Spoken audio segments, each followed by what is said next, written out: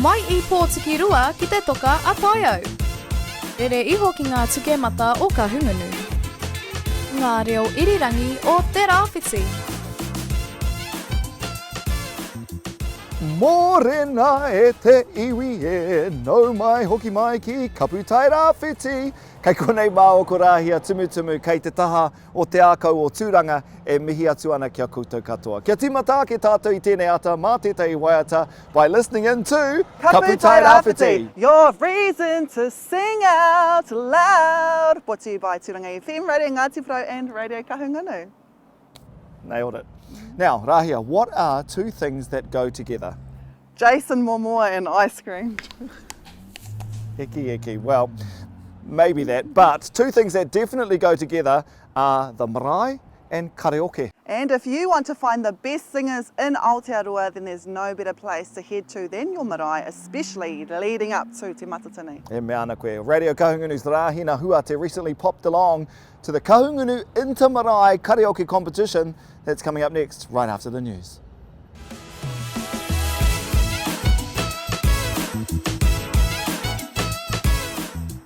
Morena he ka mā ki te Tairawhiti ki turanga nui kiwa anō hoki e hokona tū te nui o ngā whare ki tēnei takiwā I te motu whānui I te marama kua tahaki nei mā te rua te kauma whitu ira waru paiheneti.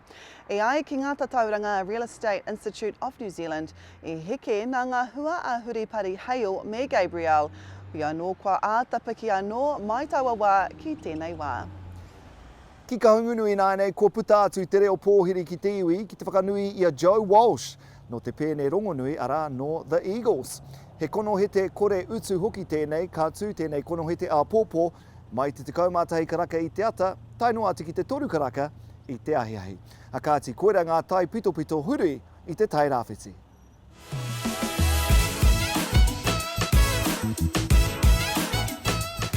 The Kahungunu Inter-Marae Karaoke competition is underway. Each marae have 6 reps and each rep are allowed 3 songs each. So what song would you sing, Rāhia? I would sing Stevie Wonder's birthday song because I've had so much practice singing it on our morning show on Tūranga FM that I know it off by heart. E mea ana koe. Now, we might have to enter as a duet and sing that song if Tūranga ever has a marae karaoke competition right here. I'm sure everyone in Tūranga will be waiting with bated breath for that one. Kia tuhuri ake tātou I nāianei ki te pūrongo a Rāhina Huata. Kei konei kei takutaha I te ahiahi nei, ko te kaiwhakahaere o te kaupapa. Nō reira matua Ngahiwi Tomoana tēnā koe. Kia ora.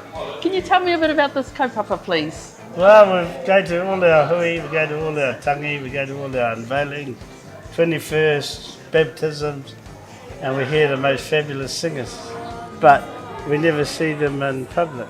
Ko tēnei te kaupapa kia kumia mai rātou, kei wanganui te iwi whānui, kia waiata, kia kōrero rātou ake kore. But everyone can do it. I mean, we got a grave digger singing for us.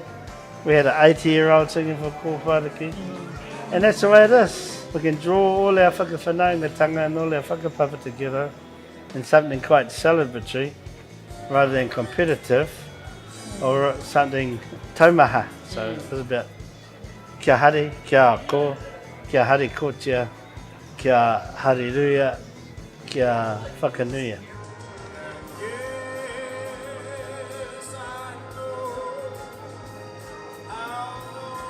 I think this is like Kahungunu has lit a fuse for all marae, not just in the rohe of Kahungunu, but throughout the country. And once they see this, you can guarantee all the rest of the marae around the country, they're all going to have marae karaoke.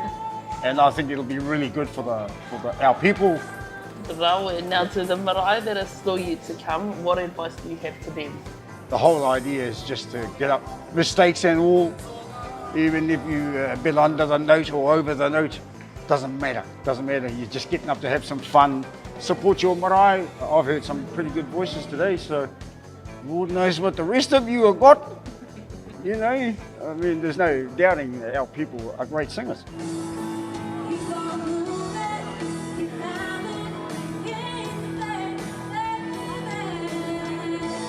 Konei kei taku taha ko taku tuakana a Kino Crystal. Ko ia titahi hoki o ngā kaipakataitai. Nō reira, tēnā koe te tuakana. Tēnā koe te tuahine. Kai tirongoa i te hari, kai tirongoa i te koa i roto i te whare nana reira ai. Koa ia te kaupapa pia. Tērā pia. Tērā pia ka hoki mai anō a tērā wiki. Heoi anō, ko koe te tahi o ngā kaipakataitai. E hia tōroa, e prakatihi ana. Kia pono. Ai, kia pono kia haranei. I tērā wiki, te community pia te roa. I nānahi, tōna 5 miniti pia te roa, ngari i te ata tonu nei, toru haura niki atu. Raue, ko te uri tēnei o rua hapia, e mihi atu nei kia koutou. Tēnā koutou. Kia ora. We'll make it no one star. The generation gap, so we'll destruct me. Ka pai, look like a very entertaining afternoon at the Hastings Club. And e te whānau, if you're interested, there is still an opportunity for your marae to register. Whakapātu kia Ngahiwi Tomoana on 027 548 3152 to get involved. Now, hey apōpō on Kapu Tairawhiti, Radio Ngāti Paro's Paora Brooking checks out the recent filming of Kairako, which of course happened down the coast. But until then, e te ti, e te tā. Hei kona!